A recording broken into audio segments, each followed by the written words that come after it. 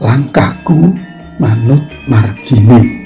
Para sadherek ingkang pinerkahan dening Gusti, sugeng panggihan malih wonten Karjo Kabarharjo. Ugi siramat lan tentrem rahayu nyarengi kita sadaya ing Gusti Yesus. Amin. Para sadherek kinasih ing Sang Putra Yesus, ana unen-unen mangkene jangkae ombo. Unen-unen iki nelakake menawa ana pawongan kang sregep, semangat, ora gampang mupu utawa pasrah. Wawasane ombo jembar, temahan ora gampang lukru utawa patah semangat. Lan mesti wae duwe pangarep-arep, pengharapan kang apik. Sejatine rak yo mangkono to kang dikarsakake Gusti tumrap saben kita wong pracaya marang Gusti Yesus, duwe pangarep-arep, pracaya, optimis menawa Gusti ora bakal nilar kita. Iki janjine Gusti Yesus. Matius 6 ayat 31. Awit saka iku aja padha sumelang lan calatu, kang padha tak pangan apa, utawa kang padha tak ombe apa, lan maneh kang padha tak anggo apa. Gusti wis njamin sakabehing, awit Gusti ngandika ing Matius 28 ayat 18-20, aku wis kaparingan sakabehing panguwasa ing swarga lan ing bumi. Lah aku tansah nunggal karo kowe nganti tumeka ing wekasaning jaman. Yo sumalang ing uripmu, awit Gusti kersa kabeh kabutuhanmu. Mulane ayo padha ngabekti. Mula kita sadaya ora perlu sumelang nalika nglangkah jumangkah sajroning lumaku ing urip kita iki, awit iya sarana manut ngetut wingking Gusti kita bakal ora salah dalan. Sanadyan to kita asring ora mangerti, ora paham margine Gusti, malah banjur kaya-kaya ana ing alas gedhe lan peteng.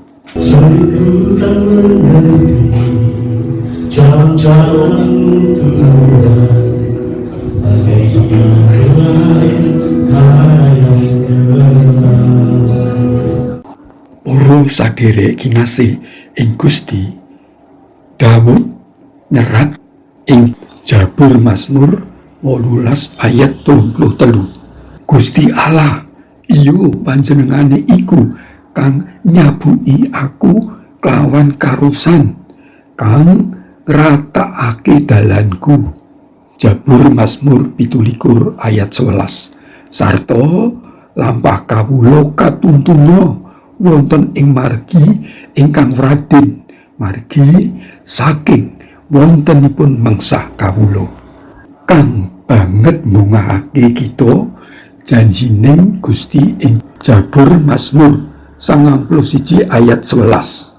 Awit Pangeran bakal ndhawuhi para malaikate ing atase kowe supaya rumeksa marang kowe ana ing saking dalanmu. Urus derek kita pancen ora pirsa ana malaikat pira kang ngamping-ngampingi salahku kita, nanging kita percaya, aku yakin pangandikane Gusti iki temenan, yo lan amin.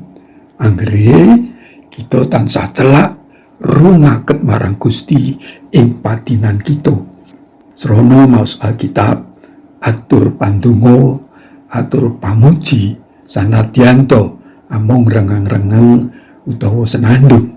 Derek pakempalan rohani ing wilayah utawa sel pangibadah minggu lan laku rohani liyane.